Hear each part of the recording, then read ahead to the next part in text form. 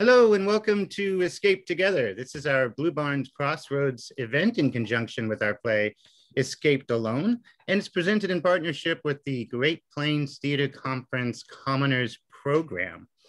I'm Barry. I'm the Director of Engagement over at the Blue Barn Theater, and I'm happy you could join us here for this recorded and incredibly awesome conversation about the play Escaped Alone by Caryl Churchill. And joining me are the Commoners and the director of the Commoners program, Ellen Struve. So I'm going to hand it over to Ellen. They've got amazing conversation planned, incredible insights. It'll be just like watching a play, only free and awesome. And improvised. And improvised. Yes. So thank you so much. I'm actually a community connector for Great Plains Theater Commons. And so the Great Plains Theater Commons mission is to strengthen community through the sharing and creation of diverse new stories. And we have such an amazing cohort of commoners. It is a 2-year writer's residency. They receive support with readings, dramaturgy, and mostly each other, which is something we've been so grateful to have, especially during this time. So we have our commoners here. I'm just gonna give them a shout out. I'm just the hype man here tonight because I love this crew so dearly. And they are all writers that I believe strongly that Omaha and everyone needs to get to know better. I'll start with Marie Amthor Schuett. Hey, okay, so Marie is an award-winning Brazilian-American playwright. When she's not writing plays, she can be found working as the digital media specialist for Oxbow Animal Health. She has many award-winning plays, including Neighbors, Lovers, and All the Others, The Other Sewing Circle. Her play Stuck with Lemons was the semifinalist for the 2019 O'Neill. She's written a musical, The Break, and won the Amplify Arts grant for that project. She has a one act that went to the Inge Play Festival and the Great Plains Theater Conference, and she's working on a new piece titled About Time, a meta love story between 3 people and sometimes a goose. We also have with us Kim Louise. And Kim Louise is, what hasn't Kim Louise done? She is a native of Omaha, and Kim has penned over 11 novels, 5 novellas. She's earned a spot on Amazon bestsellers list for mass market fiction. Her poetry has been published by the Cathartic Literary Journal and Third World Press. One of her short stories appears in the national anthology Chicken Soup for the African American Soul. Kim is the past president of the New African Writers Workshop and has facilitated the North Omaha Summer Arts Women's Writing Group for the last 10 years. She is a visual artist and a playwright. She's received a full production at the Union for Contemporary Arts, and her play, The Bystanders, was a toured staged reading at Metropolitan Community College campus. We also have with us Laura Campbell, who some of you may recognize as an actor on stage. She is also a playwright. She is an O'Neill National Playwrights Conference finalist. Her play, Eminent Domain, premiered at the Omaha Community Playhouse in 2017. She's had 2 plays, Worms and Terminal, selected for the Great Plains Theater Conference. And her first film, The Phantom of Knockburn Hall, premiered as part of the 2020 Jocelyn Literary Festival. Okay. We also have with us Fly Jamerson. And I'm gonna get to Fly in just 1 second here. I've had something go wrong and I don't want to get anything wrong because they're so amazing. You have to listen to them. Okay, great. And it's slow. Okay. Fly works nationally as a playwright, a dramaturg, a director, and a designer. Their plays have been developed at theaters and arts-based institutions around the country, including the Scoundrel and Scamp Theater, Women's Theater Festival, Woven Theater, Spooky Action Theater, and the Battery Factory. Fly's Antarctic gender nonconforming creation myth play, Frozen Fluid, was a finalist for the In Progress New Play Reading Series at Unicorn Theater in Kansas City and New Works Festival at Kitchen Dog Theater. Fly also works as a mixed reality experience designer. Their project Time What Day premiered at the MIT for the Interactive Fiction Technology Foundation's Narroscope Conference, just in case we thought GPTC was too long. They currently live in Lincoln, Nebraska, where they have taught theater history and performance studies at Doane and University of Nebraska's Johnny Carson School of Theater and Film. Fly is a proud member of the Dramatists Guild, as well as literary managers and dramaturgs of the Americas. We are thrilled to have them in our program, and we are looking forward to their staged reading coming up soon. So I hope you will look for that. Also, we have with us Peggy Jones, who you may recognize if you have seen the play. Peggy is also an associate professor in the Department of Theater and affiliate faculty in both women's and gender studies and medical humanities at the University of Nebraska at Omaha. She's an artist and a playwright. She has an individual fellowship from the Nebraska Arts Council for her play, The Journey, about Aaron Douglas, the first Black graduate from the art department at the University of Nebraska-Lincoln in 1922. Her most recent play about Black radical feminist Florence Kennedy was performed in January 2018 at the Union for Contemporary Art in Omaha, Nebraska. I can't wait for you all to get to know this amazing group of human beings and playwrights who I have had it's been such a joy to spend time with here. So they are going to tell you what's what. And we're going to start our discussion of Escaped Alone. And Kim Louise is going to kick us off. Well, hello, everyone, and thank you for joining us. Even though I have 2 older brothers, they are so much older than I am that I grew up like an only child. My parents were the youngest siblings in each of their families and waited until much later in life to have me. So by the time I came along, most of my cousins, which a lot of children get to play with, were old enough to be my parents. And I also was raised in an extended family, so a bunch of us lived together. And I say all that to say, I grew up surrounded by older women. And during the time that I grew up, children were seen and not heard. So that means I spent most of my early years like a fly on the wall while grown women were talking about the things that grown women talk about. So in my mind, this play, Escaped Alone by C. Churchill, is actually happening in my grandmother's kitchen.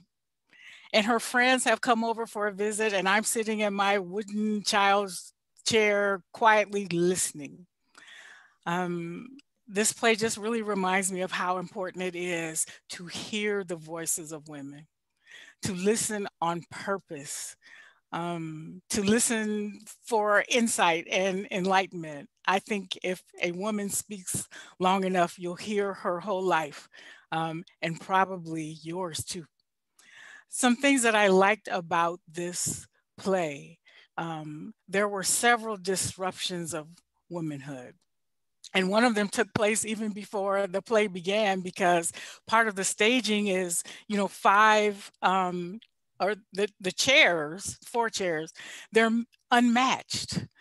And, you kind of think, well, what self-respecting kitchen wife would have unmatched furniture? Not one. But it also offered some definitions of like mature womanhood, which would be, right away we're introduced to a table. That kind of table would last a lifetime and become an heirloom.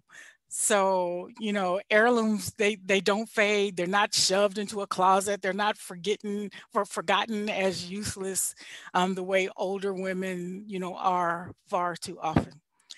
So this particular play resonates with me on so many levels because it is my mission as a playwright to tell the stories of women. Specifically the stories of mature, older women. I am intrigued by a line from one of the characters, Lena, in the play where she says, why talk about that? Why move your mouth? Why are we doing talking? She asks these kind of questions. And so the play raises those questions and it also answers them. And so I just think this is the kind of work I want to do, man. This is, these are the kind of stories that I'm living to tell. So I feel very linked to the play. And, you know, just some things that I took away from the play are bad things happen when we congregate and don't listen. A question I have is, where is home? Is it the nest or the sky? What is the price we pay for silence? If a venerable woman speaks and no one listens, are any of us alive? So I just know that these things are too important to ignore, and there's no alternative. We have to tell these stories. So I'm very grateful for C. Churchill's play.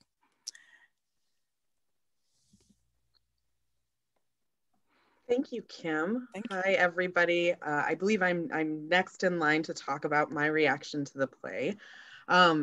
You know, it's so interesting, this piece, living through COVID. What I'm garnering from Caryl Churchill's work is probably completely different from what I would have taken away from it a year ago if I had watched this. And, you know, I recently paneled for We're All Gonna Die. This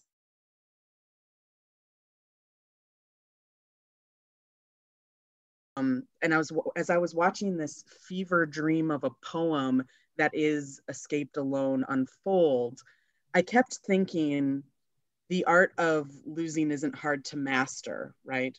Or is it? That was what I was walking away with and thinking about when I was watching this play. The endurance of memory, of friendship, of history, of myth, of origin amidst the disintegration of everything, of ourselves, of society, of the stories that we tell each other, remembering and misremembering things. And another piece that really drew me in was, and that I could really relate to in a play that could seem almost unrelatable in moments because of, you know, these elements that come in and disrupt and kill and change everything. I thought about how significant the insignificant can become in the face of grief and incommunicable loss for these women. You know, I found it so interesting that they never really address what is happening to them, but we can see how what has happened to them is affecting them, both in what feels like non sequitur dialogue, but also in these beautifully sculpted and composed monologues that just take this piece to another level and let you in even more with each character. I was so glad to hear your thoughts, Kim Louise, about how these women are being affected. There felt, I know this was definitely, you know, there was that female voice and female energy, but there were also moments that had an everyman feel, right? A humankind feel, because it was affecting Earth. It was affecting everybody. And that's what I loved, is there's such specificity, like really strange little nuances, you know, the cat monologue really, oh my gosh, that did me in. Peggy's character's monologue, there were these moments of bright flashes for me that I wish well, not only wish, but I hope that as a playwright, I can inject into my own work, right? This beautifully profound revelation of what makes us all so different, but what makes us the same. So I really did enjoy this piece. I feel like I could watch it 15 more times and pull some other word of wisdom out from it piece by piece. I feel like I just would have to like tug and gnaw and like tear away from this play, right? Like to get to the meat and the bones of it. So yeah, it's a fun one. I can't wait to chat more with everybody about it. Is it my turn? I can't remember. I think it's mine. Okay. Are you done? I don't even know if you're done, Marie. Did I cut you off? Nope, Okay. I'm all set. All right, everybody. I'm confused Smurf in this. I try to confuse everyone. I love the play. And before I start moving into the text, I need to give kudos to the actors, especially Peggy, who's here with us today. I had such a great experience watching the piece, and all of the women who were a part of the piece were just rock stars with that text. As an actor, you look at that text and I get scared as an actor because there are so many things that are said outside of the words and in the spaces. And the problem with this piece and the way that Caryl Churchill has structured it is that you really can't have a lot of those spaces in between the words. And so you got to find everything when you're saying it. And so as a playwright, I look up to her so much for being able to construct this piece of work where everyone is fully engaged, but also fully detached somehow, from each other and from the world. And I'm fascinated with how she did all that. A long time ago, I did a piece, and it was a Beckett play called Come and Go. And it was 3 different women that were kind of, it's not the same as what Churchill did, but it had a lot of similarities that resonated with me, where you just had 3 women talking about something where they knew what they were talking about, but we the audience didn't necessarily know.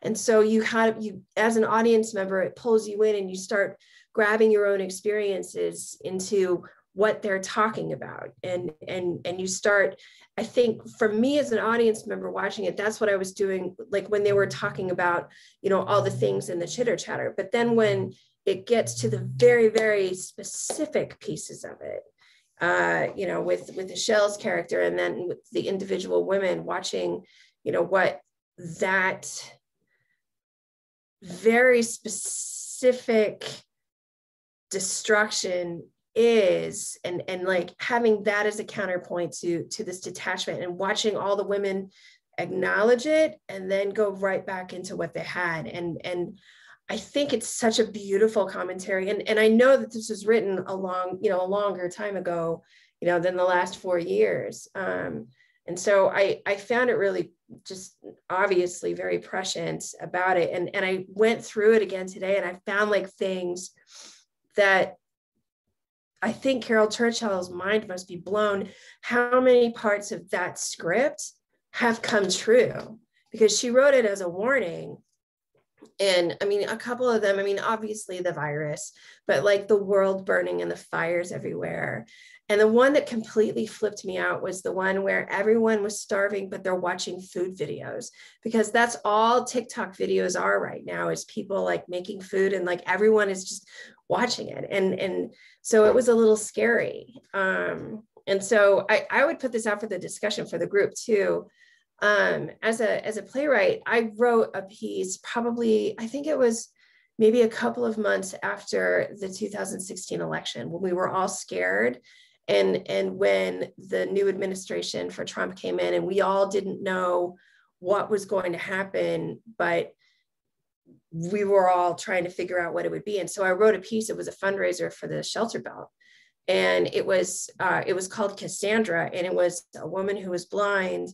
And I went back and I looked at that today, and she was talking about the fact that we look into our phones and the phones lie to us. And we're all and at that time I had no idea what I was writing, but it completely changes, as it goes today. And I don't know if you guys had written anything or about what the next world is going to be, but I'm curious about, how when you're working on that. One of the things that I thought was it's kind of frozen my piece in time, because I wrote it there and I don't know if it applies, but then I look at what Caryl Churchill did and it is resonating farther. So it was just something I was thinking about. I think I'm supposed to go next, which is good because I want to say something in response to your idea about, do it. About sort of the premonition of the play, right? I think the play Escape Alone premiered in 2016. So actually not that long ago, but actually 5 years is a long time. But I just read something recently that is almost exactly what you're saying, Laura, in terms of people are always amazed at science fiction and how it is like how it can predict the future, but it's not. Science fiction isn't written as a prediction of a time, far away. It's an influence and a description of the symptoms currently being experienced by society, and like seeing through the lens of science fiction, like drawing them to their like only logical conclusion, right? And so I think that stands true in all mediums, but I think especially in in this piece, what you're saying, right? 5 years ago, this might have seemed very far away, and now it seems very now, right? Very now. Yeah. And that strikes me about the play. The one thing that really strikes me about this play and about Caryl Churchill's work in general, especially as a playwright, is her absolute fearlessness, in language and in form and in character and all of those things. And specifically in the way that Caryl Churchill creates space and environment and the world in her writing. And I don't just mean setting when I say that.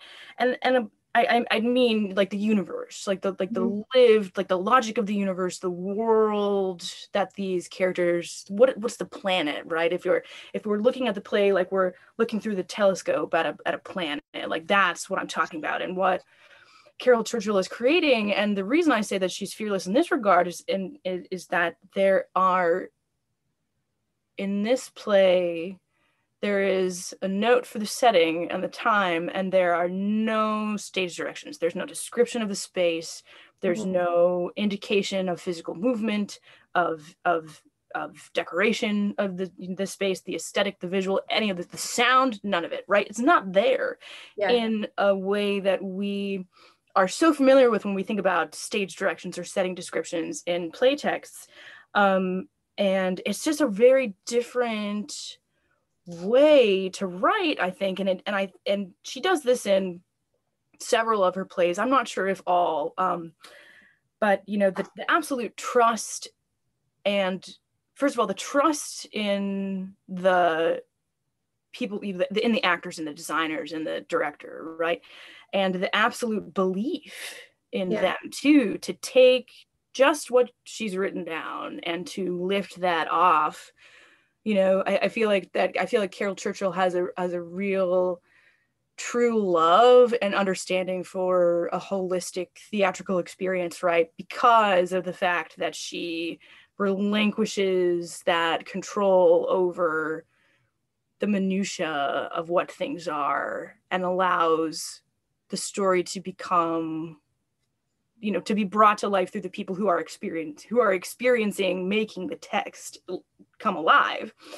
And I think it's a pretty radical way to write, and it's something that I think about a lot in my own writing, in the way that I try to create space and envision space. I don't think I'm quite as radical as Caryl Churchill, but there's something, it calls to mind a book by Bert O. States called Great Reckonings in Little Rooms.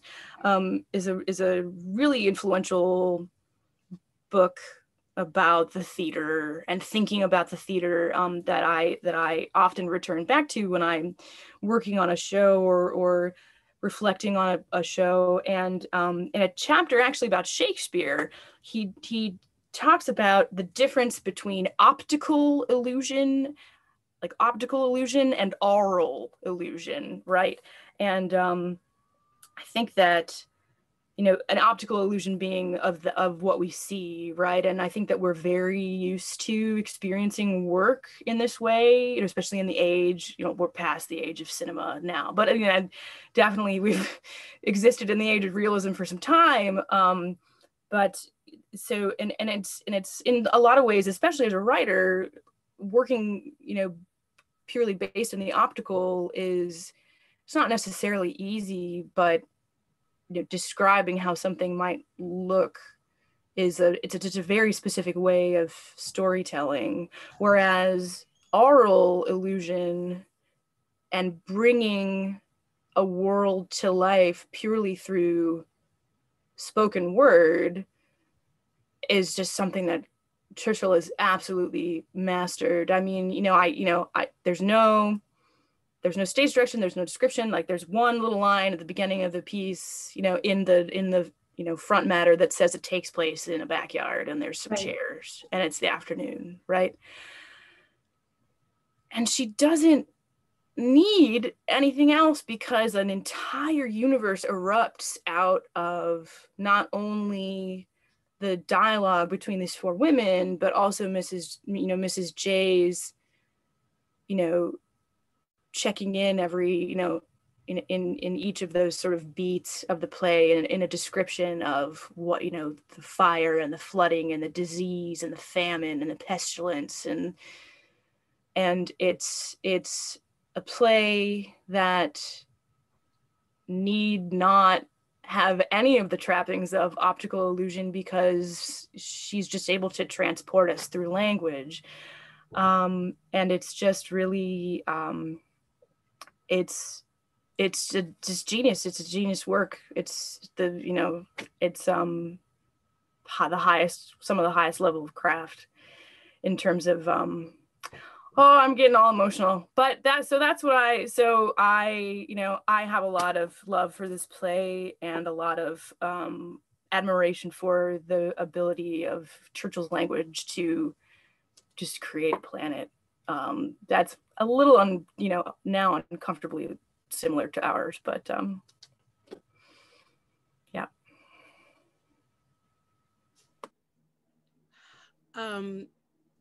We were joking earlier about language that, if we said a bad word, we could take it out, but we can't because we're just going to record this and go with it.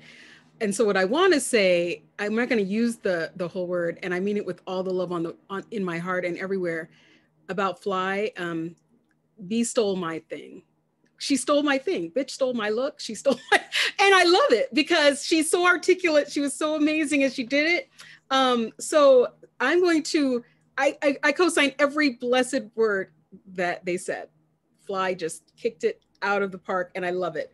And so here's I'm going to be reacting a little bit to what Fly just said and how they said what I was. It's like they got in my head. So, which is awesome. Sorry. And there are other things y'all said too. That's how we love each other, because we're like dee, dee, dee, dee, dee. So I found some things though. And I'm going to keep an eye on time because I feel like Fly, I was getting emotional too, listening to you. And when you said you were getting emotional, like, oh my God. So I've never acted professionally before. I mean, unless you count teaching as acting, and it is kind of, but I'm still my character, right?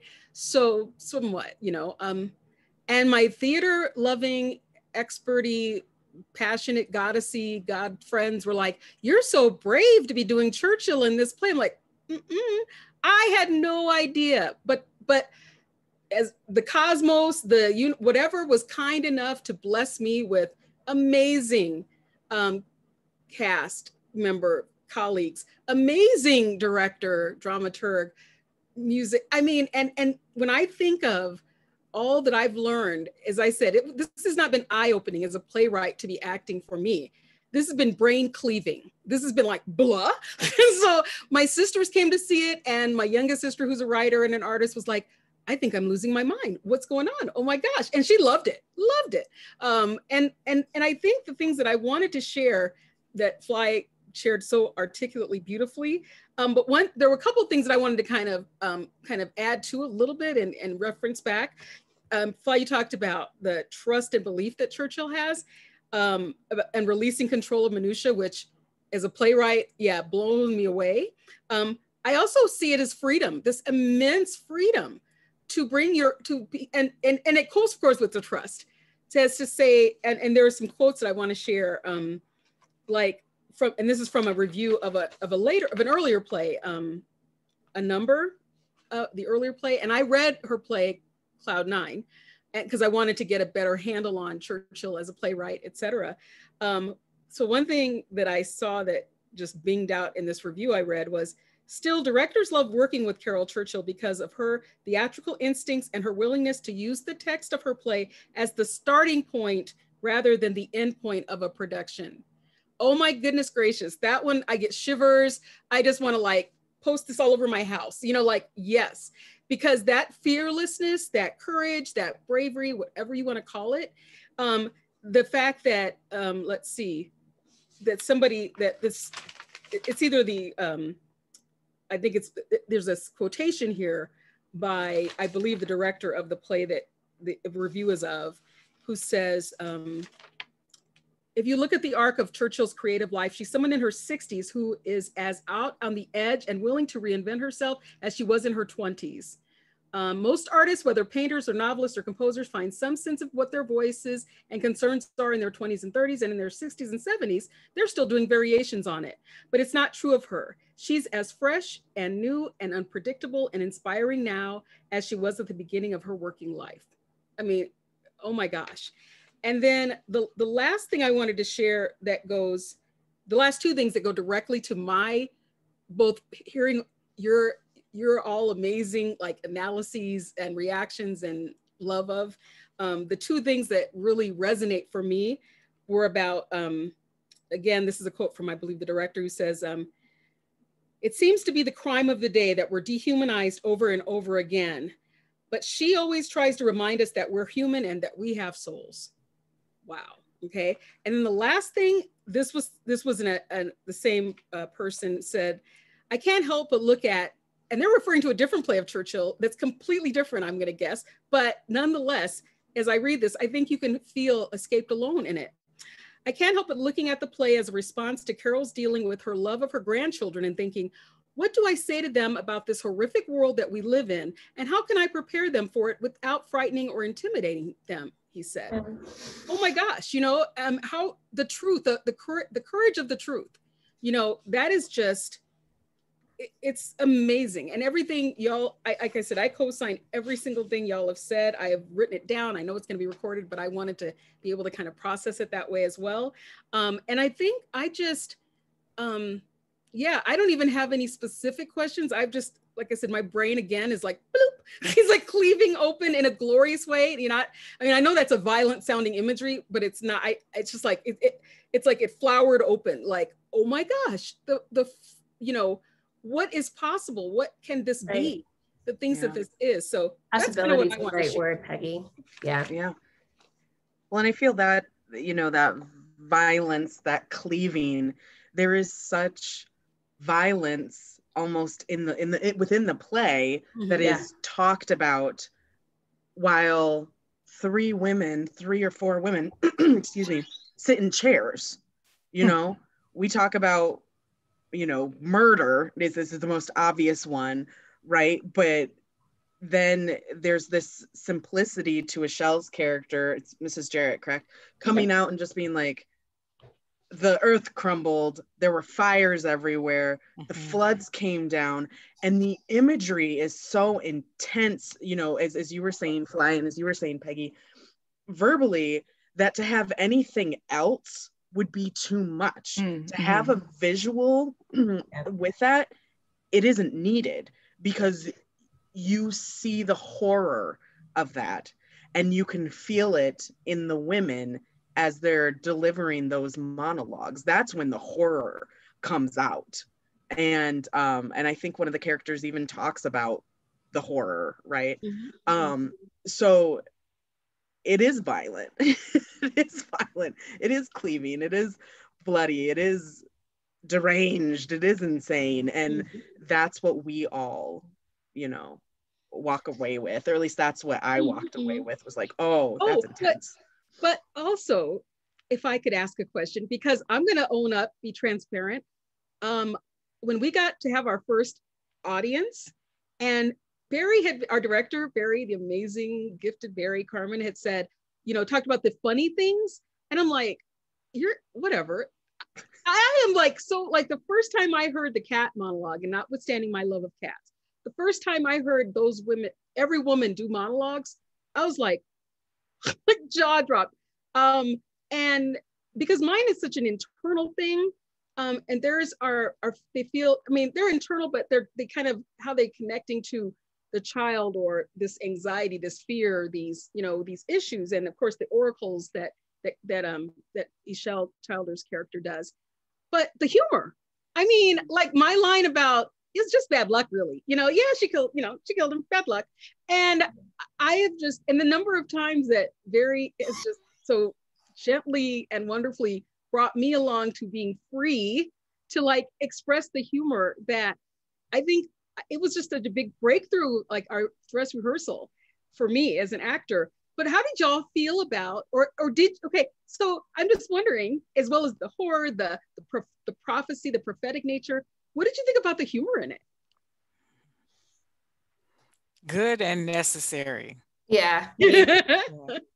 Yeah. Needed to be able to allow the audience to breathe and process, give them a chance to separate themselves from the text just enough so they could like regroup and go back into the tough stuff of it, would be my take. Yeah, and I think it's such an accurate representation too of like how we all also endure, or how, like, I mean, like, look, like how we've all been enduring, you know, over the last year and a half. And it's like, I mean, I definitely know myself, like I've had those moments where it's just like nothing is good, everything is bad, and it's just so beyond the point of absurdity that like all you can do is laugh. And you know what, it's existential. It's all playing outside of our experience, inside of our little electronic boxes. It's happening all over the world, and we're seeing it all, and it's terrifying, but you can't put your arms around it. Well, and those little moments, you know, when they're talking about what is a joke, what isn't a joke, that I think is the brilliance of this tour, like the unexpected moments of connection between these women, and also this connection with us as an audience, and joke. And then, you know, there's a lovely moment between the characters when they are like, someone makes a joke at someone else's expense, and they're trying to do a quick check-in, like, is that okay? And the person says, actually, well, that is really funny. And I was like, yes, still having the I thought it was funny. Yeah, that's my laugh at yourself. And I think that's where that common humanity comes in, is it all of a sudden goes from, wow, these women are in this intense situation at any given time, to they're women in the backyard just chatting. Laughing. We have to keep up with it. And there was one other thing, and now I'm blanking, so I should probably just be quiet, but of course I might not. But I think that for me, my character Lena, she said things I might think, but I never would have ever said.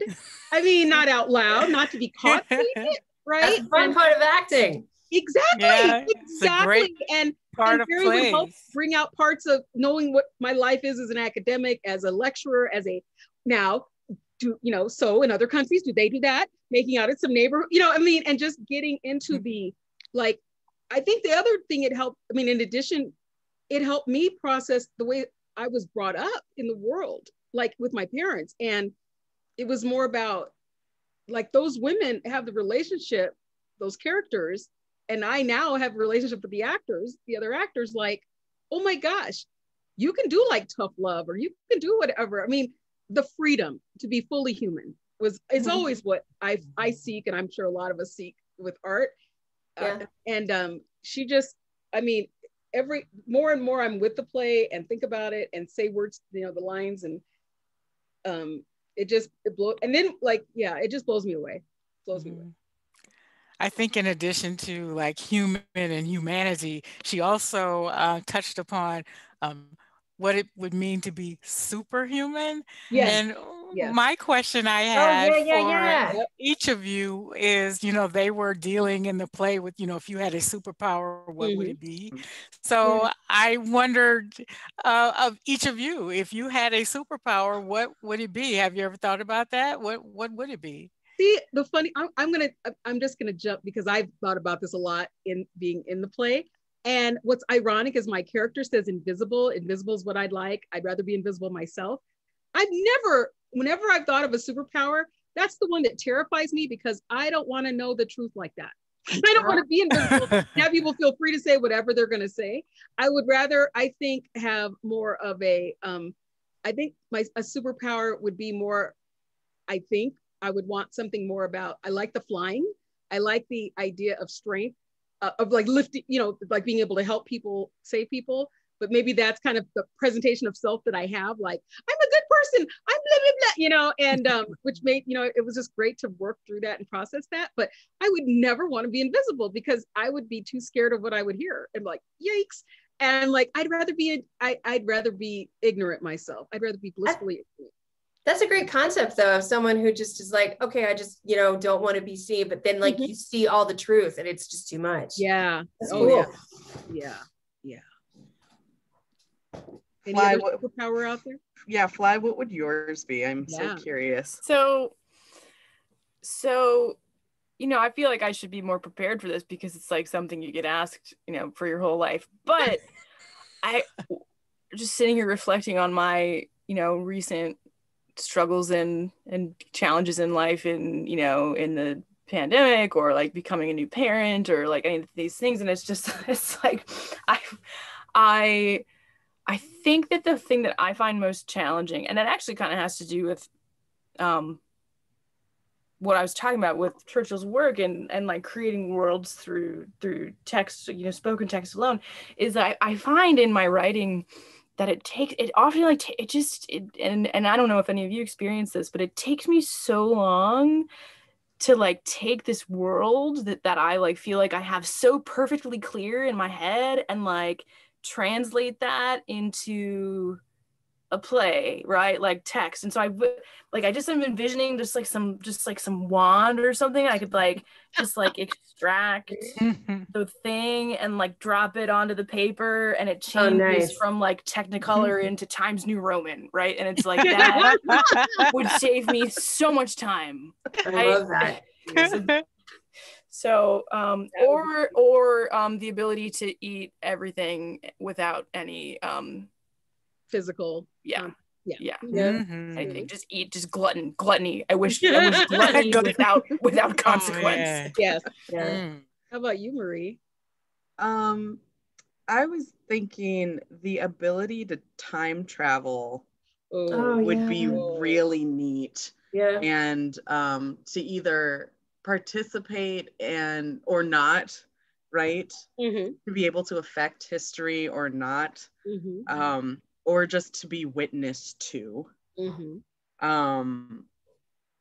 That would be fascinating to me, I think. I'm so glad you brought that up. I hope I didn't cut you off, because the one last thing I did that really has resonated even more and more and more in this discussion, but even as I've been working on the play I'm working on, I have started playing around with the idea of my play being like acts that are one, like a past, a present, and a future. And also a play that a friend of mine is directing at Omaha Community Playhouse, Constellations, where it's multiverses, right? Love that play. And I'm like, oh, that blows my, I mean, that is one of those, oh my gosh, what would that mean? Because I think what really resonates, or really what piles on for me with that, is when I've been with groups of artists, especially Black artists and artists of color, and we've talked about, as opposed to Black History, we talk about Black Future Month, or what's the Black future look like? What does our future look like? You know, and what can we do, obviously, to, you know, make the change and, you know, be those changes, but do that kind of visioning, do that kind of, you know, what could this be, you know, and exploring. And so that's something that with Churchill, wow. And I think that's another, because just to wrap up with that part, is because when I reread the very scant, not only stage direction, punctuation, girl, but anyway, the scant everything, which is so amazing. None. Then the fact that it takes, the way she describes it at the beginning, it's like this is a series of afternoons, you know, and that also, like, boop, I mean, when I reread that and rethought about that, as well as women in their 70s, you know, I'm only 10 years from 70, but it is so interesting what that phrase even means, and how, you know, when she put that in there, and yeah, that's a whole other thing that is just so amazing. I think going back to what Kim said about, you know, you talked about the age of like when you have cousins that are your parents' age, and when you have folks around you that have that wisdom, the elders, the sharing, what happens with age. And obviously, you know, it's not even like, you know, the joke about women, if you can't have sex with them, you're not going to want to see them, you know, but just the horrible sexist ways that women don't get presented because they're not attractive or, you know, whatever. So that was, I mean, yeah, this play is just obviously going to stick with me forever, and I'm always going to find new things in it. Hey, Kim, what's your superpower going to be? Oh yeah, thanks, Laura. Yeah. Ooh, try to get away with that. I would like to be able to teleport. So I like the idea of flying. I love that idea, actually. But if I could just think, and then, wow, I'm in Egypt. Yeah. Mm-hmm. Wow, now I'm in Switzerland. Hey, I mean, you know, I think I would like that, just to be able to pop someplace. Wow. Yeah. Did you say you were there? Ellen. That was perfect. Well, Kim, for me, all of you have superpowers, and you're all able to create these amazing worlds and discuss these amazing worlds. And we're so grateful that you came here to have this discussion tonight and to be in community with one another. We're incredibly grateful for the work that you continue to do and the worlds you continue to create. And thank you so much to Barry and Blue Barn for hosting this discussion. I hope everybody gets a chance to see Peggy Jones in this play. She's absolutely wonderful. Yes, absolutely wonderful. Yes. And I hope people will continue to check out the work of the commoners because it is exceptional. Thank you all so much. Thank you. Thank you. Thank you.